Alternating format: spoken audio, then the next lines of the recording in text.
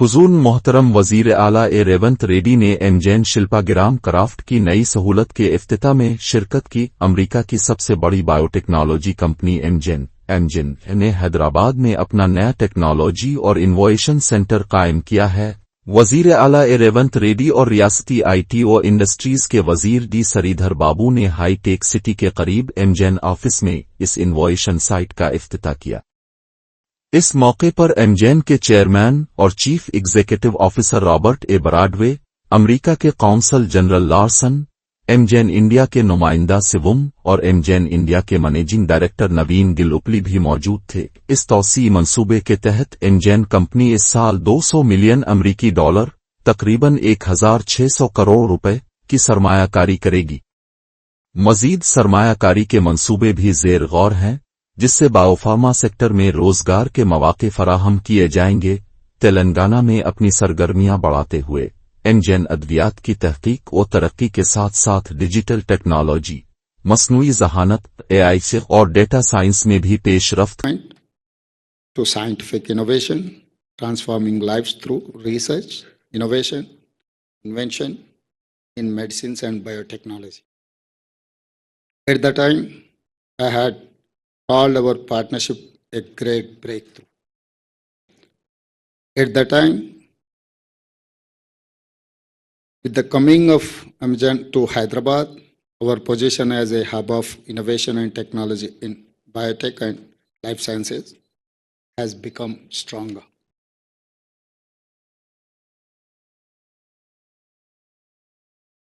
You selected Hyderabad for world-class talent in medicine, life sciences, data sciences, and artificial intelligence with a mission to serve patients globally. My state, Telangana, has been a pioneer in life sciences, pharma, and biotech. Some of the largest pharma companies are now your neighbors. This new site will enhance your digital capabilities across Amgen's global organization. I assure you, Telangana's vision is clear to become a $1 trillion GDP state, become a world's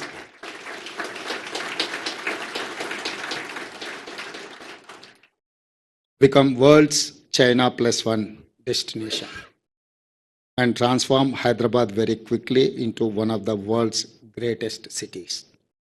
I welcome you as a partner, as a friend. We are committed to your success, your growth, and your long-term vision. I request you to invest in research collaborations, skill development programs, and academic partnerships. To Amgen, entire staff and family members, to every scientist, every researcher. Chief minister Revanth Reddy का सवाल। BRS के कायदीन बशमूल के CR और Harish Rao MLC इंतखाबात में किसको vote देंगे, जबकि वो कांग्रेस को शिकस्त देने की बात कर रहे हैं। Phone tapping case. हमने रीड कॉर्नर नोटिस जारी किया है जो वजारत दाखिला के जरिए जाना लाजमी है, लेकिन बीजेपी उसे आगे नहीं बढ़ा रही। ताका के सीआर और के टीआर को बचाने के लिए प्रभाकर राव और शरोइन राव को न लाया जाए। फार्मूला ई रेस और भेड़ इस्काम। ईडी एड आती है, फाइल्स लेकर चली जाती है, लेकिन तहकीकात को आगे नहीं बढ़ने दिया जाता। दिल्ली में बीजेपी और बीआरएस के दरमियान क्या हो रहा? बीआरएस గురించి ఒక 2 నిమిషాలు మాట్లాడుకుందాం। ఇయాల ఈ ఎన్నికల్లో వాళ్ళకి అభ్యర్థి లేడు, ఈ ఎన్నికల్లో పోటీ చేయలేదు. కానీ హరీష్ రావు గారు, కేటీఆర్ గారు, టిఆర్ఎస్ నాయకులు కాంగ్రెస్ పార్టీని ఓడించండి, కాంగ్రెస్ పార్టీని మీరు ఎట్లనన్నా చేసి కింద పడేయండి అని వాళ్ళు విజ్ఞప్తి చేస్తారు. మరి నేను ఈ వేదిక మీద నుంచి పట్టభద్రులను అడుగుతున్నా, బీఆర్ఎస్ వాళ్ళు మమ్మల్ని ఓడగొట్టమని చెప్తున్నారు. మంచిదే, మీ కోపం మీ పగ ఈ పట్టభద్రులు అర్థం చేసుకుంటారు. కానీ మీరు ఎవరిని గెలిపించమని చెప్తున్నారని నేను అడుగుతున్నా. మీ అభ్యర్థి ఎవరు? మీ అభిమానులు కానీ మీ పార్టీ నాయకులు కానీ ఎవరికి ఓటేస్తారు? ఇదే మెదక్ జిల్లాలో హరీష్ రావు గారు ఓటరు, చంద్రశేఖరరావు గారు ఓటరు, కేటీఆర్ గారు ఓటరు, కవిత గారు ఓటరు. వీళ్ళందరూ చదువుకున్నోళ్ళే, వీళ్ళందరూ పట్టభద్రులే. రేపు పోలింగ్ బూత్కి వెళ్ళి వీళ్ళు ఎవరికి ఓటేస్తారని నేను అడుగుతున్నా. ఇవాళ పట్టభద్రులకు వీళ్ళు సమాధానం చెప్పాల్సిన అవసరం లేదా? ప్రజాస్వామ్యంలో ప్రధాన ప్రతిపక్ష పార్టీ ఎన్నికల్లో పోటీ చేయకుండా ఈరోజు కాంగ్రెస్ పార్టీని ఓడగొట్టండి అని అడుగుతున్నారు. దీని మతలబ్ ఏందో తెలంగాణ సమాజం గమనించాలి. ఇవాళ మరి వాళ్ళ పార్టీ నాయకులు వాళ్ళ బంధువులు కాదు, ఇవాళ సొంతంగా కేసీఆర్ పట్టభద్రుడే, కేటీఆర్ పట్టభద్రుడే, కవిత గారు పట్టభద్రురాలే, హరీష్ రావు గారు కూడా నాకు తెలిసి పట్టభద్రుడే అని నేను అనుకుంటున్నా. మీ 4 ఓట్లు ఎవరికి వేయదలుచుకున్నారు, మీరు ఎవరికి మద్దతు ఇస్తున్నారని చెప్పి నేను ఈ వేదిక మీద నుంచి అడుగుతున్నా. ఇవాళ ఈ రహస్యం ఏంది, ఈ గూడుపుటాని ఏంది, మీరు ఢిల్లీలో చేసిన మంతనాలు ఏంటివి అని చెప్పి ఈరోజు ఈ వేదిక మీద నుంచి అడుగుతున్నా నేను. అదేవిధంగా 2023 డిసెంబర్లో జరిగిన ఎన్నికల్లో మీ అధికారం కోల్పోయారు. 2024 పార్లమెంట్ ఎన్నికల్లో 8 సీట్లలో MLC इंतखाबात में बीजेपी लीडर बंदी संजय ने GO 317 का जिक्र किया। उन्होंने कहा कि इस पास केसेस, हेल्थ और म्यूचुअल तबादलों पर पहले ही फैसले किए जा चुके हैं। 317 मसले के हल का वादा कांग्रेस ने इंतखाबात से पहले किया था। अब उनकी जिम्मेदारी है, हम मरकज को जोनल तब्दीलियों पर रिपोर्ट पेश करने जा रहे हैं और मसले के हल के लिए संजीदगी से काम कर रहे हैं। గత ప్రభుత్వము తీసుకొచ్చిన 317 జీవో ఎమ్మెల్సీ ఎన్నికల్లో బండి సంజయ్ గారు ప్రస్తావిస్తూ ఉన్నారు. 317 సబ్ కమిటీ సభ్యుడిగా ఇప్పటికే స్పౌజ్ కేసు కానీ, హెల్త్ గ్రౌండ్స్ కానీ, మ్యూచువల్స్ కానీ ట్రాన్స్ఫర్ చేసినాం. స్థానికత్వము కేంద్ర ప్రభుత్వంకు సంబంధించినటువంటి అంశంలో ఉంది. దానికి సంబంధించి రాబోయే శాసనసభ సమావేశాల్లో ఈ అంశాన్ని కేంద్ర ప్రభుత్వానికి నివేదిస్తూ జోనల్ మార్పులకు సంబంధించిన నివేదిక ఇవ్వబోతా ఉన్నాం. నిరుద్యోగులారా, ఇది తప్పకుండా కాంగ్రెస్ పార్టీ ప్రభుత్వం చేసే బాధ్యత. మీకు ఎన్నికలకు ముందు హామీ ఇచ్చినాం 317 సమస్య పరిష్కరిస్తామని. ఈరోజు కూడా మా మీద విశ్వాసం ఉంచండి. ఇప్పటికే దాని మీద దామోదర్ రాజనరసింహ గారి నాయకత్వంలో శ్రీధర్ బాబు గారు, నేను 317 కమిటీ ద్వారా అనేక సమావేశాలు ఏర్పరచుకొని మీ సమస్యల పరిష్కారానికి, ఉద్యోగుల సమస్యల పరిష్కారానికి మా బాధ్యత నిర్వహిస్తూ ఉన్నాం. కాబట్టి ఇటువంటి అంశాన్ని, సున్నితమైన అంశాన్ని ఎన్నికల్లో రాజకీయాలకు ఉపయోగించుకునేటువంటి పట్ల అప్రమత్తంగా ఉండండి. ప్రభుత్వం అధికారంలో ఉన్నాం, మా బాధ్యత తప్పకుండా దీన్ని ఎట్టి పరిస్థితుల్లో మీకు అనుకూలంగా, మీకు సమస్య లేకుండా చేసే బాధ్యత మాది అనే మాట ఈ సందర్భంగా గమనించాలని మీ అందరికీ విజ్ఞప్తి చేస్తా ఉన్నాను. MLA टिकट के लिए मेघा रेड्डी ने पैसे दिए, कांग्रेस सीनियर लीडर चना रेड्डी का सनसनीखेज इल्जाम। वनपर्ती MLA मेघा रेड्डी ने सर्वे के लिए भेजे गए अफराद और पार्टी हाईकमान में मौजूद कुछ लोगों को रिश्वत देकर टिकट हासिल किया। माबिब नगर मकामी इदारों के MLC इंतखाबात में कांग्रेस उम्मीदवार जीवन रेड्डी के लिए 90 करोड़ रुपए खर्च किए गए। चना रेड्डी का इल्जाम, जीवन रेड्डी ने मेघा रेड्डी के पैसे हड़प लिए और तकसीम नहीं किए, इसीलिए वो इलेक्शन हार गए। ఇలా మేఘారెడ్డి గారు పార్టీకి, కాంగ్రెస్ పార్టీకి ఏం చేసినాడో చెప్పమని చెప్పండి. కాంగ్రెస్ పార్టీకి ఆయన అందించిన సేవ ఏంది ఒక మాట చెప్పమని చెప్పండి. ఇలా ఒక బాగా సక్రమంగా జరుగుతున్నటువంటి కాన్స్టిట్యున్సీని కేవలం డబ్బులు ఎరదూపి టికెట్ తెచ్చుకున్నారు. దాని తర్వాత ఈరోజు మళ్ళీ మా పైన బురద తల్లే ప్రయత్నం చేస్తున్నారు. ఇలా నేను చెప్పకూడదు, కానీ ఎవరైతే సర్వేల పేరిట వచ్చినారో వాళ్లకు డబ్బులు ఇచ్చి మాయమాటలు చెప్పి వాళ్ళను తప్పుడు సర్వేలు ఇచ్చే విధంగా మార్చుకున్నారు. ఎవరైతే హైకమాండ్ నుంచి పెద్ద ఎత్తున నియోజకవర్గంలో ఉండే ఎన్నికను పరిశీలించమని పంపిస్తే వాళ్లకు అదే పరిస్థితి కలిగించారు వాళ్ళు. రేవంత్ రెడ్డి గారికి మచ్చ అంటే ఆయన సొంత జిల్లాలో ఈ స్థానిక సంస్థల ఎన్నికల్లో ఆయన సొంత క్యాండిడేట్ మన్యజీవన్ రెడ్డి గారిని గెలిపించుకోలేకపోయినటువంటి మచ్చ. ఎవరు దానికి ఈ మాదిరిగా ఈ తప్పుడు సారథ్యం వహించింది? మన గొప్ప శాసనసభ్యులు గారే. అందుకని అన్ని ఇలాంటి అనుభవం లేని పనులు, తప్పుడు పనులు తప్ప ఇంకోటి కాదనేటువంటి మాట కూడా నేను సవినిగా మనం చేస్తున్నాను. 90 కోట్లు ఖర్చు పెట్టించారు జీవన్ రెడ్డి గారితో. 90 కోట్లు ఈ ఎమ్మెల్సీ స్థానానికి జీవన్ రెడ్డి గారితో చాలా డబ్బు ఖర్చు పెట్టించారు. ఆయన ఒక్కొక్క ఎంపీటీసీకి ఇస్తామని, మున్సిపల్ కౌన్సిలర్కి ఇస్తామని, జడ్పీటీసీకి ఇస్తామని వాళ్ళతో 5 లక్షలు 10 లక్షలు అట్లా తీసుకొని ఇచ్చింది 2.5-3 కన్నా ఎక్కువలే. మిగతా మిగిలించుకున్న డబ్బులన్నీ తెచ్చి మన వనపర్తి మున్సిపాలిటీలో కౌన్సిలర్లు కొనడానికి వాడినారు. టీఆర్ఎస్ కౌన్సిలర్ కొనడానికి వాడి వాళ్ళందరినీ పార్టీ మార్చుకొని వనపర్తి కౌన్సిల్ కాంగ్రెస్కి వచ్చిందని జబ్బలు దరుచుకున్నారనేటువంటి మాట కూడా మీతో మనం చేస్తున్నాను. कांग्रेस एमएलसी जीवन रेड्डी और बीजेपी लीडर रविंदर रेड्डी के दरमियान दिलचस्प तबादला ख्याल। कदीम सीनियर रहनुमाओं को कांग्रेस और बीजेपी पार्टियां नजरअंदाज कर रही हैं। सिर्फ दौलतमंदों को ही मौके दिए जा रहे हैं। हमें समझ नहीं आ रहा कि हम किसके लिए काम कर रहे हैं। पार्टियों की मजबूती के लिए मुसलसल मेहनत के बावजूद हमें घास के तिनके की तरह किनारे कर दिया गया। हमें छोड़कर दूसरों को तरजीह दी गई। दोनों रहनुमाओं के दरमियान दिलचस्प गुफ्तगू।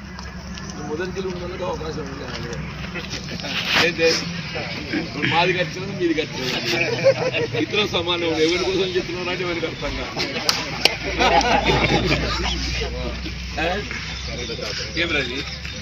ఎవరి కోసం చెప్తున్నారంటే ఎవరికి అర్థం కాదని చెప్పండి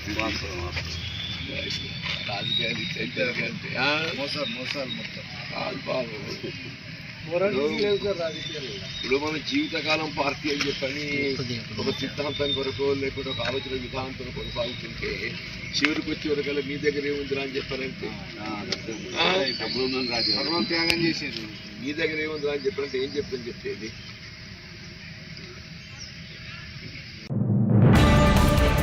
महाशिवरात्रि के मौके पर गोशा महल से बीजेपी एमएलए राजा सिंह ने हिंदुओं को अहम हिदायत दी। उन्होंने तमाम शिवा भक्तों से अपील की कि वो पूजा का सामान सिर्फ हिंदू दुकानदारों से ही खरीदें। पूजा की अशिया खरीदने से पहले ये देखें कि बेचने वाले के माथे पर तलक है या नहीं। उन्होंने कहा कि मुकद्दस पूजा का सामान सिर्फ पाकीज़ा लोगों से ही खरीदा जाना चाहिए। फरवरी की महाशिवरात्रि नाडु ప్రతి ఒక్క గుడిలో కానీ చాలా వైభవంగా పూజా కార్యక్రమాలు జరుగుతుంది. చాలా వరకు శివ భక్తులు వ్రతం పెట్టుకుంటారు. అదేవిధంగా మార్నింగ్ లేకపోతే ఈవినింగ్ శివరాత్రి రోజు గుళ్ళకి వెళ్ళి అక్కడ అభిషేకం కార్యక్రమం పెట్టుకుంటారు. చాలా మంచి కార్యక్రమాలు జరుగుతుంది. కానీ నేను ప్రతి ఒక్క హిందూ భక్తులకి ఒక రిక్వెస్ట్ చేయాలనుకుంటున్నాను. మీరు మన పూలు కానీ కొబ్బరికాయ కానీ స్వీట్ కానీ అది హిందువుల దగ్గరనే కొనాలని నేను అందరికీ రిక్వెస్ట్ చేస్తున్నాను. ఎందుకంటే చాలా వరకు మన హిందువులకి తెలియదు. మనం గుడికి వెళ్లే ముందు ఎంత పవిత్రమైన మనం ఉండాలి.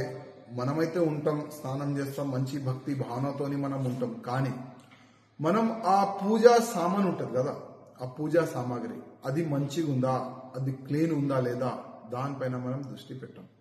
అదే అమ్మేవాళ్ళు కరెక్ట్ ఉన్నాడా లేదా అది కూడా మనం దృష్టి పెట్టాం. ఎందుకంటే 8 దినాలు 10 దినాలు స్నానం చేయరు ఈ పూలు అమ్మేవాళ్ళు, ఈ స్వీట్ అమ్మేవాళ్ళు, ఈ కొబ్బరికాయ అమ్మేవాళ్ళు. వాళ్ళు స్నానం చేయరు 10 days 8 days వరకు. మళ్ళా ఏ మాంసం వాళ్ళు తిని ఆ పూలని చేతికి పెట్టి వాళ్ళు అమ్ముతారు. అది కూడా మీకు మాకు తెలియదు. అందుకోసం మనం అంత పవిత్రమైన ఉండి పూజకి మనం వెళ్ళిన తర్వాత అభిషేకం చేసి ఆ పూలు పళ్ళు ఆ కొబ్బరికాయ అది అన్ని ఎంత పవిత్రమైన ఉండాలి, దానిపైన మీరు కొద్దిగా దృష్టి పెట్టండి. అందుకోసం ఏదైనా వస్తువు కొనే ముందు కొద్దిగా ఆలోచన చేసి కొనండి. ఆయనకి బొట్టు ఉందా లేదా, బొట్టు ఉంటేనే కొనండి. లేకపోతే ఏ వ్యక్తి దగ్గర మీరు కొనాలే అది మీ ఇష్టం. కానీ నా బాధ్యత ప్రతి ఒక్క శివ భక్తులకి ఒక అవేర్నెస్ తీసుకొని రావాలి. వాళ్ళలో మంచి పూజా కార్యక్రమం జరగాలి. మహాశివరాత్రి రోజు మీరు ఒక మంచి సంకల్పంతో ఉంటారు, గుడికి వెళ్తారు, పూజా కార్యక్రమం చేస్తారు. ఆ దేవుడు మీ పైన ఆశీర్వాదం పెట్టాలి. ఆ ఆశీర్వాదం మీకు రావాలంటే మనము పూజ కరెక్ట్ చేయాలి. పూజ కరెక్ట్ చేయాలంటే ఆ సామాగ్రి, ఆ పూజా మనం పూలు పొల అది కూడా పవిత్రమైన ఉండాలి. అదే ఉద్దేశంతో నేను మీకు అందరికీ डिप्टी चीफ मिनिस्टर और जनासीना पार्टी के सरबराह पवन कल्याण ने वाजे कर दिया कि रियासत में जेटीडीपी की क़यादत वाली एनडीए हुकूमत के दौरान वाईएसआरसी पार्टी को असेंबली में अपोजिशन का दर्जा नहीं दिया जाएगा. మేము వస్తే తప్ప మేము అసెంబ్లీకి రాము, ఇలా గవర్నర్ ప్రసంగాలను అడ్డుకుంటాం అనేది ఇది సరైనది కాదు. ఇది ప్రజలందరికీ కూడా తెలియచేస్తున్నాం ఈ సందర్భంలో. అందుకని ఇది భవిష్యత్తులో కూడా మేము కోరుకునేది వైసీపీ నాయకుల్ని, మీకు ప్రతిపక్ష హోదా ఇవ్వకపోయినా ప్రజలు మీకు 11 సీట్లు ఇచ్చారు, దాన్ని గౌరవించి మీరు అసెంబ్లీకి రండి. మీ స్థాయికి తగ్గట్టుగా మీకు మీ ప్రశ్న మీకు ఎన్ని ప్రశ్నలు అడగాలో దాని తగ్గట్టుగా ఇస్తారు మీకు. ఇవన్నీ దాటి మన స్పీకర్ గారు కూడా చాలా గౌరవంగా 11 సీట్లు వచ్చినప్పటికీ కూడా చాలా గౌరవంతో ఇంతకాలం వాళ్ళకి ఇస్తూ వచ్చారు. ప్రశ్నోత్తరాల సమయంలో కూడా ఆయనకి ఇచ్చారు. గతంలో కూడా ఇవన్నీ ఆయన రావడానికి కూడా ఆయన ఎలా రావాలి, ఏం చేయాలి, దానికి కూడా చాలా ఏమాత్రం ఇబ్బంది పెట్టకుండా గతంలో కూడా చేశారు. ఫస్ట్ మీరు మనకి గవర్నమెంట్ ఫామ్ అయిన తర్వాత కూడా వీటిని దృష్టిలో పెట్టుకొని వైసీపీ కొంచెం హుందాగా వ్యవహరించాల్సిన అవసరం ఉంది. వైసీపీ నాయకులకు కూడా మీకు బాధ్యత ఉంది.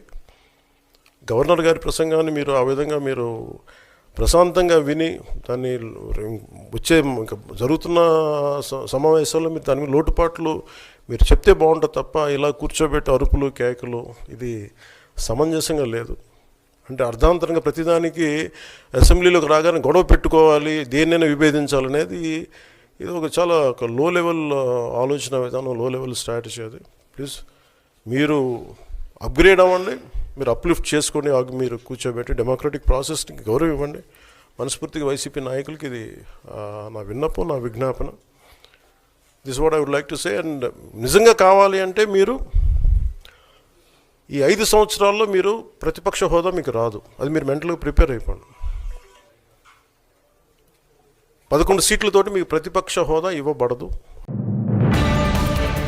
गवर्नर आंध्र प्रदेश के वजीर आला का नाम भूल गए। आंध्र प्रदेश के गवर्नर अब्दुल नजीर ने आंध्र प्रदेश के वजीर आला को नरेंद्र चंद्राबाबू नायडू कह दिया। आंध्र प्रदेश के गवर्नर अब्दुल नजीर ने असेंबली इजलास से खिताब करते हुए वजीर आला नारा चंद्राबाबू नायडू का नाम गलती से नरेंद्र चंद्राबाबू नायडू कह दिया। क्या गवर्नर चंद्राबाबू नायडू का पूरा नाम भूल गए या फिर उनके जहन में हमेशा नरेंद्र ही रहता है? Narendra Modi. The people of Andhra Pradesh have bestowed an unprecedented mandate to my government in the assembly elections, reflecting their trust and confidence in the leadership of Shri Narendra Chandrababu Naidu Garu, Honorable Chief Minister,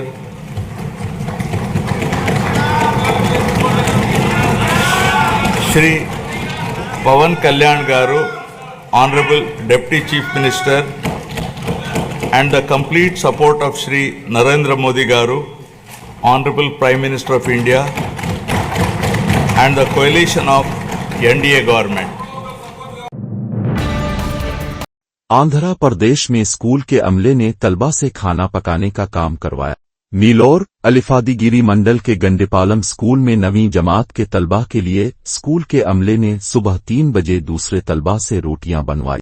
वालिदैन को इत्तिला मिलने पर वो अपने बच्चों से घरेलू काम करवाने पर नाराज हो गए। काबिले जिक्र बात यह है कि प्रिंसिपल ने कहा कि वो ये काम हर इतवार को करवाएंगे। भारत पाकिस्तान क्रिकेट का जुनून उरूज पर। आईसीसी चैंपियंस ट्रॉफी में भारत बमुकाबला पाकिस्तान का क्रिकेट मैच शादी की तकरीब के दौरान एक स्क्रीन पर नशर किया गया।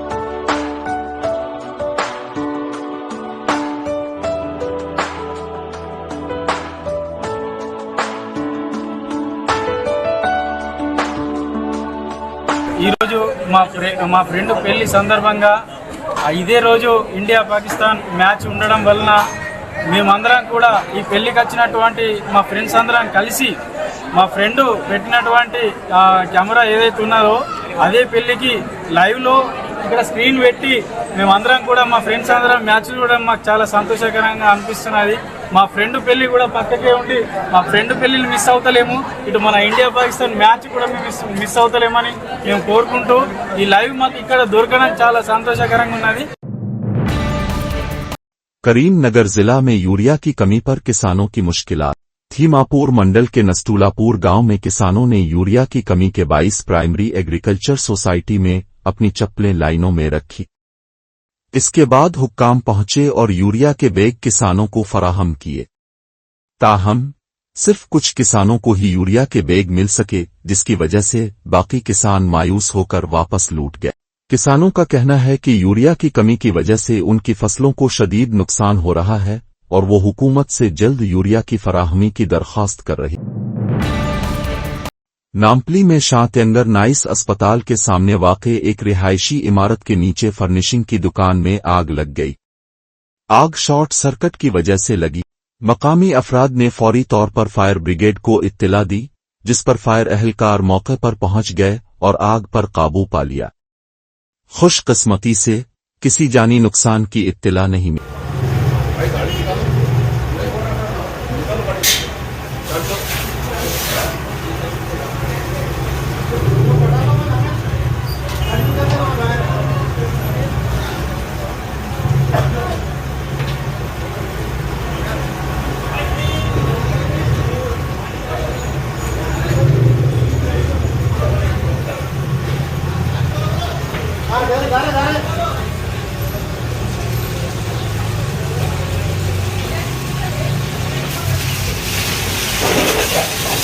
रेड हिल्स डिवीजन में ए बैटरी लाइन जो मस्जिद है उसके कॉर्नर पर हमारे मजहर भाई का मकान है। उसके नीचे फर्निशिंग का एक गोडाउन है और साथ में दूसरा इलेक्ट्रिकल का भी गोडाउन है। वहाँ पर एक शॉर्ट सर्किट की वजह से अभी कुछ देर पहले आग लग गई थी और धुआं हो गया। जैसे ही ये पता चला, हमारे यहाँ के इब्तिदाई के सदर जनाब वही साहब, रियाज भाई साहब, नईम भाई साहब, तमाम लोगों और हम लोग मिलकर यहाँ पर इमीडिएट इन्फॉर्म किए और मजलिस इत्तेहादुल मुस्लिमीन का जो है सबसे बड़ा हम शुक्रिया अदा करते हैं कि बैरिस्टर असद जुनेवी साहब की नुमाइंदगी पर यहाँ पर फायर इंजन जो करीब बन गया, आज अल्लाह ताला उसकी वजह से ये बड़े हादसे को टाल दिया।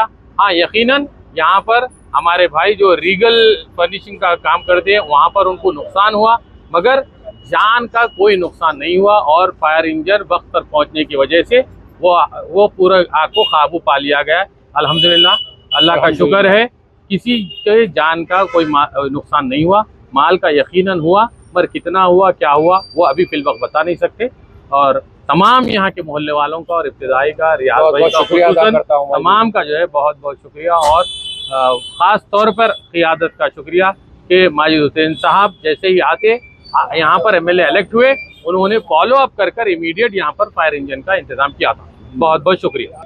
ये शॉर्ट सर्किट अभी तो बताया जा रहा है।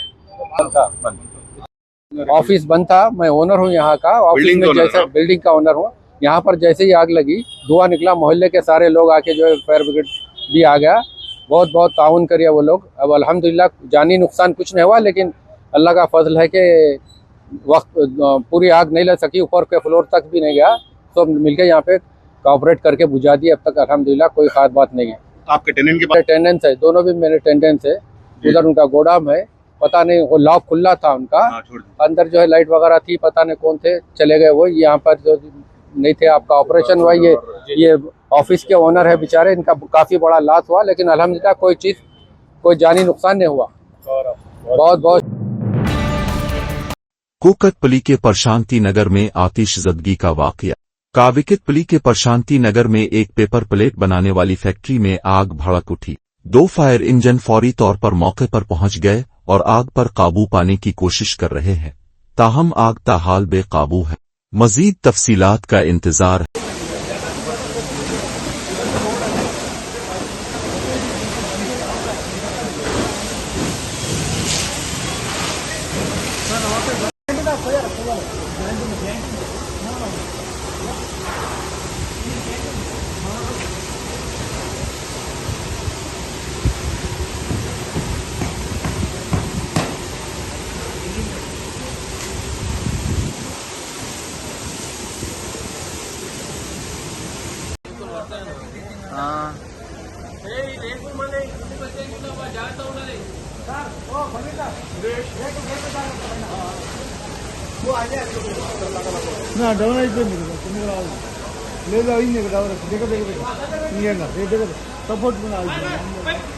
యాంగులర్లు ఉన్నాయి, పెద్ద పెద్ద రాడ్లు ఉన్నాయి.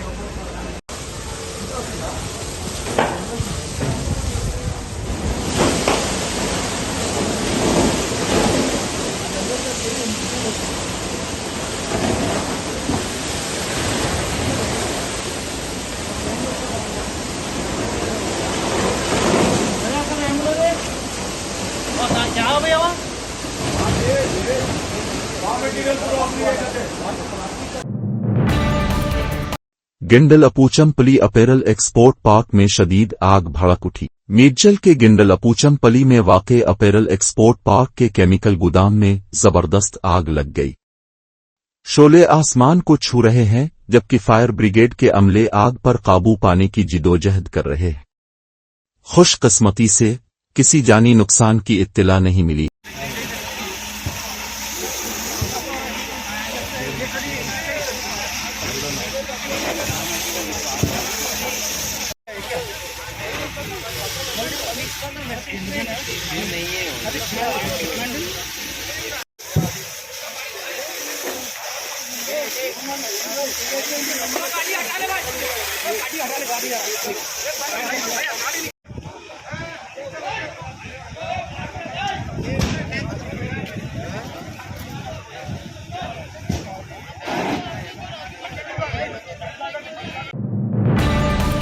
हैदराबाद पुराने शहर के इलाके चादर घाट में रसूलपुरा और मूसा निगार की आवाम मचवेरों से परेशान।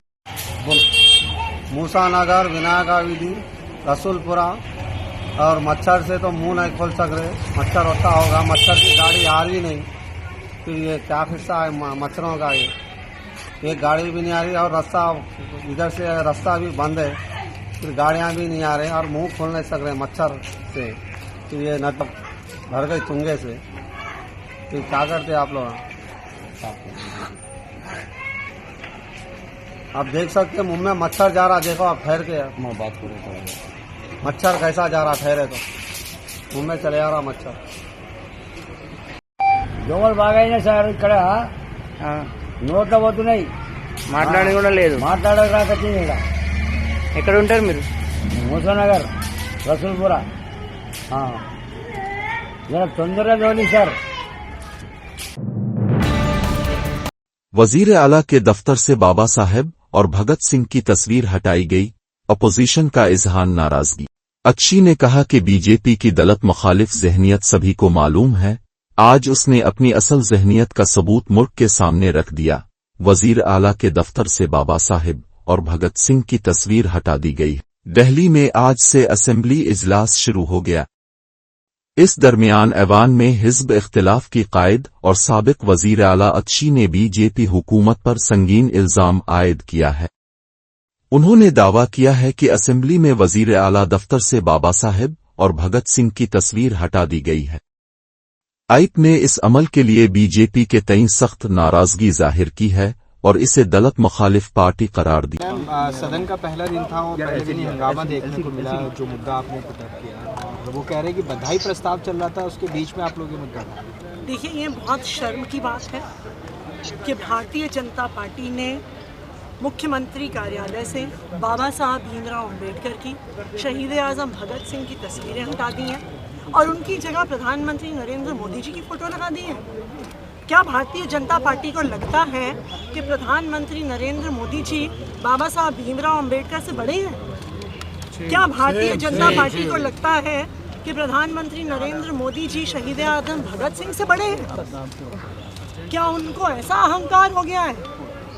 आज भारतीय जनता पार्टी ने अपना दलित विरोधी चेहरा, आज भारतीय जनता पार्टी ने अपना सिख विरोधी चेहरा पूरे देश के सामने रख दिया कि जैसे ही भारतीय जनता पार्टी की सरकार आई, सबसे पहले उन्होंने मुख्यमंत्री कार्यालय से बाबा साहब भीमराव अम्बेडकर की फोटो हटाई, शहीद आज़म भगत सिंह की फोटो हटाई और उसकी जगह प्रधानमंत्री। वायनेड के मुतासरीन के लिए गैर मशरूत इमदाद दी जाए, प्रियंका गांधी का वजीर आज़म मोदी को खत। प्रियंका गांधी ने लैंडस्लाइड से मुतासरा अफराद के लिए मजीद इमदाद का मुतालबा करते हुए हुकूमत के ऐलान करदा 529.50 करोड़ रुपए के रिलीफ पैकेज को कर्ज के बजाय ग्रांट में तब्दील करने और मुद्दत बढ़ाने पर जोर दिया। कांग्रेस की जनरल सेक्रेटरी और रुकन पार्लियामेंट प्रियंका गांधी वाड्रा ने वजीर आज़म नरेंद्र मोदी को खत लिखकर केराला के वायनेड जिला में लैंडस्लाइड से मुतासरा अफराद के लिए फौरी और गैर मशरूत इमदाद का मुतालबा किया है। उन्होंने खत में इस कुदरती आफत के नतीजे में होने वाले तबाहकुन नुकसानात का तफसील से जिक्र करते हुए कहा कि 6 माह गुजरने के बावजूद मुतासरीन आज भी शदीद मुश्किलात का सामना कर रहे हैं। प्रियंका गांधी ने लिखा कि 30 जुलाई 2024 को वायनेड के चौरालमाला और मंडको इलाकों में शदीद लैंडस्लाइड के नतीजे में 298 अफराद हलाक हुए, जबकि 32 अफराद लापता करार दिए गए। इस हादसे में 17 खानदान मुकम्मल तौर पर खत्म हो गए और 1685 इमारतें तबाह हुईं, जिनमें मकानात, स्कूल, दुकानें, सरकारी दफातर, अस्पताल और इबादतगाहें